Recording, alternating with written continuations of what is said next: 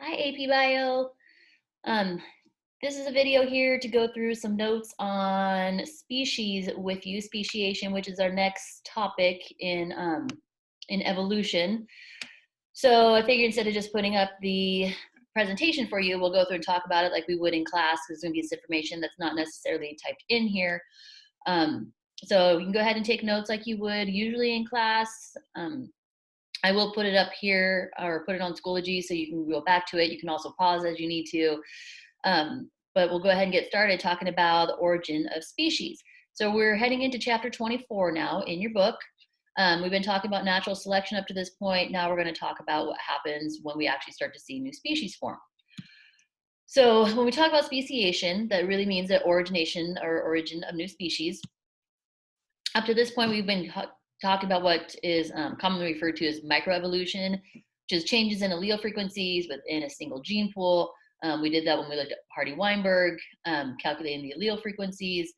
And that's when we're looking at more small scale changes, like we talked about with the peppered moths. You guys looked at when we looked at the beaks of the finches. Now we're looking more at moving towards macroevolution, which looking at these larger scale changes, which oftentimes includes origination of new species. The speciation is the product of an accumulation of changes in organisms over long periods of time. Speciation is a continuous process. It doesn't, it's not like one day the flip is switched and you have two new species. It occurs over long periods of time, and it's a result of an accumulation of lots of changes in species. Just a comparison to here, a couple of different species. They may look very similar, but due to differences, and they've been separated both reproductively and geographically, then you're looking at two different species that won't interbreed, but do look similar, but we know that they are different species, which we'll get into details of that. So a question comes up is, what is a species? And so an example that you guys are familiar with, cats and dogs. I assume you guys know about cats and dogs. We know that they're different species. If I were to ask you the question, which I can't because you guys aren't here, are cat and dogs the same species? I imagine you guys would tell me no. We know that because they look very different to us. We have familiarity with them, so we know that there's differences that we recognize. What is a dog and what is a cat? But we look at different dogs. Dogs come in a lot of different breeds. Are those breeds the same species? They have a lot in common, more so in common than a dog and a cat does, but they also look very different. When you compare a German Shepherd to a Dalmatian, are they the same species? If you compare a Great Dane to a Chihuahua, again, are they the same species? And that's what we're going to be talking about today, is what defines a species and how do they become individual species. So let's talk about the biological species concept. How we define a species is it's a population or a group of populations, and their members cannot interbreed. Their members can interbreed, and they produce viable, fertile offspring. And so there's kind of two parts: A, that they can interbreed; B, that their offspring are viable and fertile. Again, as we go through and talk about this, is remember there's a continuum of going from one species to another. So it's not always a clean and quick answer on what defines a species. One thing that you guys learned about last week was reproductive isolation, and these are barriers that prevent members of a species producing viable or fertile hybrids. And we're going to go through and talk about those different types of reproductive isolation again, or today. So types of reproductive barriers. There is prezygotic, means before a zygote is formed. Okay, so that would be preventing mating or fertilization in the first place. Types of isolation that are prezygotic would be habitat isolation, and we will discuss these individually in a moment, but that would be being in different habitats, different environments. Temporal meaning that they reproduce during different times of the year. Behavioral, different behaviors, even though they might be closely related, but they might prevent closely related organisms from reproducing with each other. An example being mating dances and bird songs, which we'll talk about. And then mechanical, just the parts don't fit together. And there's some unusual examples that we'll get to. Gametic meaning that the gametes themselves cannot fuse together correctly. So while they might be in the same habitat, they might reproduce at the same time, they might be able to actually physically reproduce, is the gametes, the sperm and the egg, okay, the pollen and the ova can't actually combine together. Now, post-zygotic, those would be barriers that occur after fertilization could occur. So things that would occur after, if all the other types of pre-zygotic barriers didn't exist, what could also prevent them from having offspring that are viable offspring? So when we're talking about post-zygotic barriers, that really prevents the hybrid zygote from developing into a fertile adult. Right? So examples of that would be reduced hybrid viability, meaning that the hybrid is just not well suited to its environment, or it's not particularly healthy, and so it doesn't survive into adulthood to reproduce itself. Reduced hybrid fertility, that would be where they can produce an offspring, but that offspring itself cannot produce another offspring, and we'll go through some examples of that. And then hybrid breakdown. We'll look at an example of hybrid breakdown, but it's really that hybrid is not particularly well suited for survival. Okay, so here's your types of reproductive barriers. You notice here is the pre-zygotic. So these ones exist before even a mating attempts would even occur, so they won't even try to mate with each other.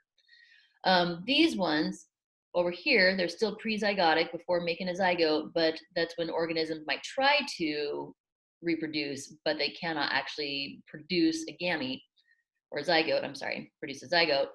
Post-zygotic, that would be they can produce a zygote, but now for whatever reason, it doesn't survive very well. All right, so let's go through these. The pre-zygotic barriers with habitat isolation. Habitat isolation, the example that you have here is we're looking at some flies. They live on different types of fruit. There's some flies that like the nice, fresh, unrotten fruit, and then some flies that like the rotten fruit. These are closely related to each other, but because they spend their time on a different part of the plant, they're not going to breed with each other. While they might physically be able to, they won't, because they're not even living in the same area. Temporal isolation. There's an example when we look at skunks here. These are two skunk species that live in the United States, but they live in similar areas. They do not reproduce at the same time of the year. Okay? One species reproduces during the spring, the other during the summertime. So because they're reproducing during different times of the year, they just won't produce offspring. Okay? Behavioral isolation. This is a picture of some blue-footed boobies, one of my favorite birds from down in the Galapagos. They have different mating dances. They also have different feet color. There's red-footed boobies that have red feet instead of blue feet. They're closely related, but because of different behaviors, they will not breed with each other. This is one of my favorite examples. This is a mannequin bird. We'll just watch this really quick because I really like this little bird. Just a couple minutes long. A bird nerd rarely gets the girl.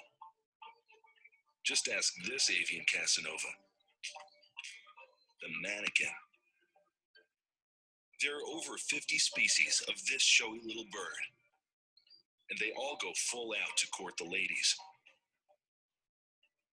At breeding time, the brightly colored males stake out a staging area called a lek, the bird equivalent of a singles bar. A branch serves as the dance floor.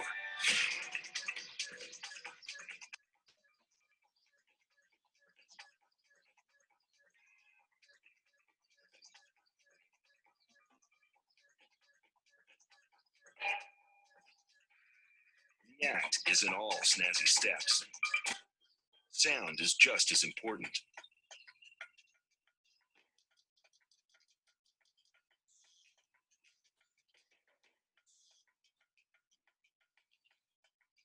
The buzzes, whirs, and snaps may catch a lady's eye. But the noise also warns other males. Back off, she's mine. So an example there of a mating or a pre-zygotic barrier being behavioral, where these birds have these different dances, and so that's what keeps them from breeding with other other birds of different species, different mating dances there.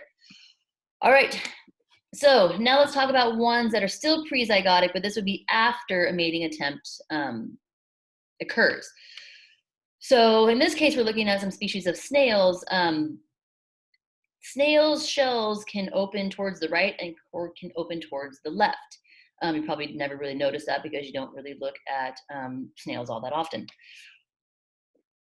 Because of this difference in the way that their spirals open, is even if they try to mate with each other, they can't. They just can't get their mating parts aligned so that they're able to actually mate and produce any offspring. So that is another reason why they would be, or that is a reason why they'd be reproductively isolated. And last, we're looking at fertilization. So in this case, we're looking at some sea urchins where they can mate, because sea urchins, they don't actually have to physically come in contact with each other. They release their eggs and their sperm out into the water.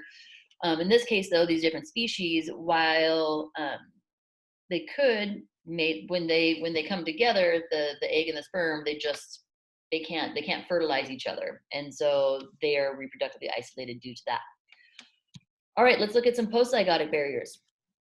This would be organisms that are more closely related and could possibly or can reproduce, but the offspring that they produce are not particularly well suited. So an example would be the salamanders that you guys watched from the video at the beginning of this week's lesson. They talked about the offspring between the Ensatina salamanders that wasn't particularly well suited to its environment. So that would be an example of reduced hybrid viability. They can produce offspring, but those offspring aren't likely to survive. Another reduced hybrid fertility. In this case, you're looking at a horse and a donkey making a mule. They can reproduce to make a mule. A horse and a donkey can, because they're fairly closely related species. However, a mule is infertile, so you can't make more mules by making mules make mules. You can only make mules with a donkey and a horse, and so because of their close relatedness, they can produce an offspring, but that's where it stops. And then we're looking at hybrid breakdown, where this happens a lot in plants, where they just because of the increased number of ploidy, which we'll talk about in a few minutes here, they're just not able to reproduce from there and out. So while the plants can survive, they themselves can't make more plants that can survive, so they're not really considered to be they're considered to be their own species. All right, so let's just head on to two main modes of speciation. We have allopatric and sympatric. You can see from the diagram here in original population, okay, in allopatric speciation, you can see that they're separated. In sympatric speciation, you can see that they are allowed to intermix. So let's talk about these real quick here. So allopatric speciation, allopatric means other homeland. They're geographically isolated populations, and this can be caused by geological events such as mountain building, can be caused as lakes dry up and create pools, things like the Grand Canyon forming. Then once they're separated, then the species that are, the populations that are on one side are going to evolve due to natural selection, genetic drift differently than the species on the other side. Example is going to be squirrels of the north and south rims of the Grand Canyon, which we'll talk about in just a moment here. And then sympatric speciation means together homeland.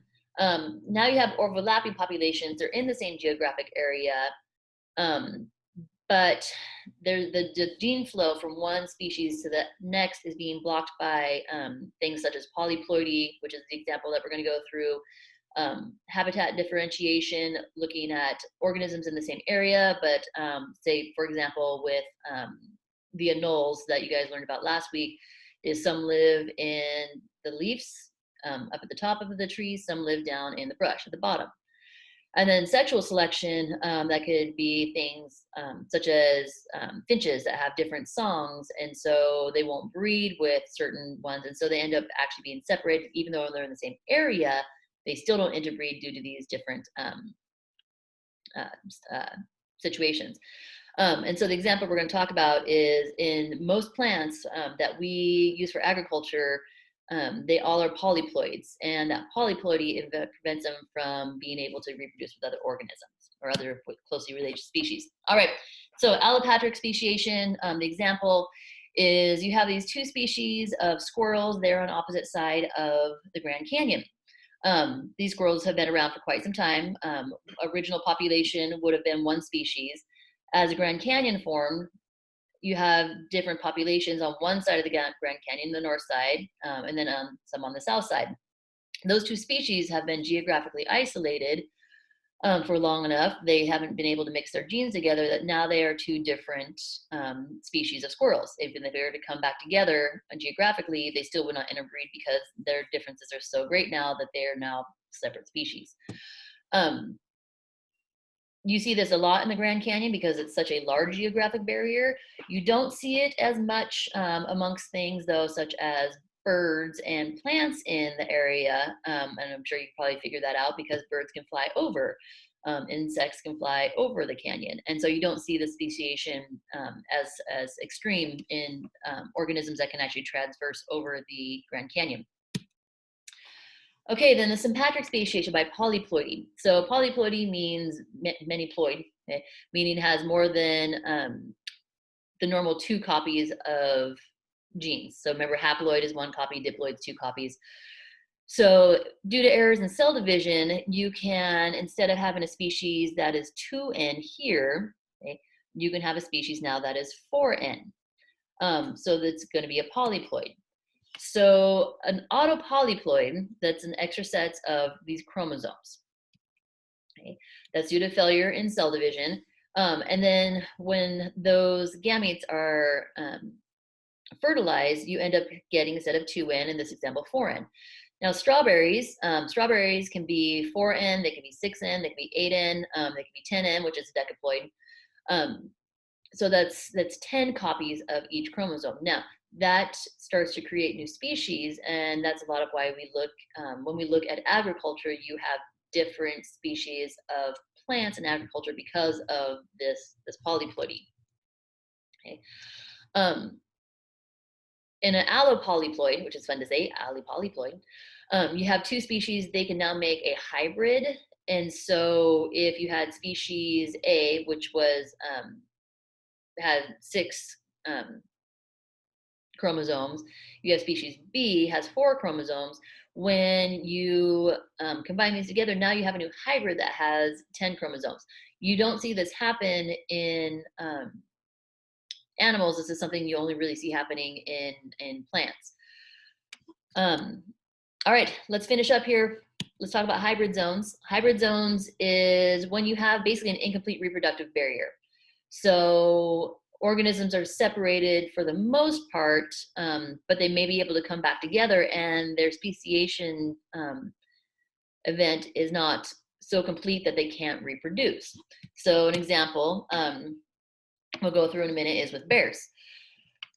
So outcomes could be that if they continue to be reinforced, that the 2 species do not interbreed with each other. It could be that they start to interbreed with each other and they make offspring that are kind of rare, not super well survivable. Or you might end up having a population where those 2 that are breeding together end up creating a new kind of hybrid species that's somewhere in the middle of the traits of the 2. So here's an example here. You have the original population, you have this divergence. Here's the hybrid zone where this species and this species can now interbreed with each other. It could be reinforced where, like I said, they continue to become their own species further. Fusion, they become, they breed together and they become more like one combined species, or here stability where they kind of just stay on the same route, don't really change much one way or the other. So an example of hybrid zones is grizzly bears and polar bears, which is called a growler or a pizzly. When these 2 bears, which are different species, come in contact with each other, they can reproduce. And that's where you get a growler or a pizzly. I don't know the difference. I think one has to do with which one's a female and which one's a male, but I can't tell you which one it is. So these do exist, and they're they're just a hybrid between the 2. If they are able to survive in their environment, they do. But this would be an example of a hybrid between two different species. Another example is what we talked about, the the donkey and the horse with the mule. And so when we look here at bear evolution, is you would expect to see like a polar bear, brown bears, they would be likely to have a hybrid, but the farther away they are from being related, so you wouldn't expect to see a likely breeding between, say, a brown bear and a spectacled bear or a giant panda, because they are so not closely related at this point that you would be unlikely to see any sort of a hybrid between them. Um, Another example of hybrids that you guys probably know of are tigers, tigons and ligers. Took me a second there, which are the offspring of lions and tigers, which don't occur in nature because they don't live in the same place. But they can occur when you have put them into a zoo together, and usually they are not fertile offspring, though. All right, last little bit here is when we talk about fusion, is these are examples, two different species of cichlids that live in Lake Victoria in Africa. These would have come from an original common ancestor species, but due to geographic isolation, they evolved independently in these lakes in Lake Victoria. Now, Lake Victoria has now become one lake again, as it was in the past. And now that these two are in the same area, they can reproduce with each other, and they produce this offspring that is actually fairly well survivable. So this might itself become its own species in this population here. All right, last thing to finish us up here. Glad that we're doing this on video, so you can pause me and walk away if you want to. Time course, how speciation works. There's gradualism and punctuated equilibrium. Gradualism, you're looking at a common ancestor and a slow, constant change over many years. Punctuated equilibrium was still, we're still looking at change over time. It was suggested by Eldridge and Gould, not a detail you need to know. But it looks at long periods where there's not a lot of change in species, and then all of a sudden there'll be a lot of change. And this is supported in the fossil record, where you tend to see not a lot of change for periods of time, and then all of a sudden there's a lot of changes in a lot of species over periods of time. It's likely that these both actually work together. It's not one or the other all the time. There's kind of an example of speciation's gradualism. You see it happening gradually over time. Punctuated equilibrium, there's a lot of change, and then it stays the same, and a lot of change and stays the same, a lot of change and stays the same. Okay? And like I said, it's likely that these both work at different points throughout history. Again, looking at the punctuated model versus the gradual model, looking at the punctuated model, punctuated equilibrium, you have original species, and then there's a large change over time, and then they just kind of stay the same for a long time. Whereas gradual model, these are building up over time and time and time until you eventually get to the different species. All right, that takes us to what we need to get through as far as speciation and the rate of change goes. You guys have a couple assignments that go along with this. If you have any questions, feel free to send me a message, preferably via Schoology. I hope you guys have a good day, and I will talk to you later. Bye.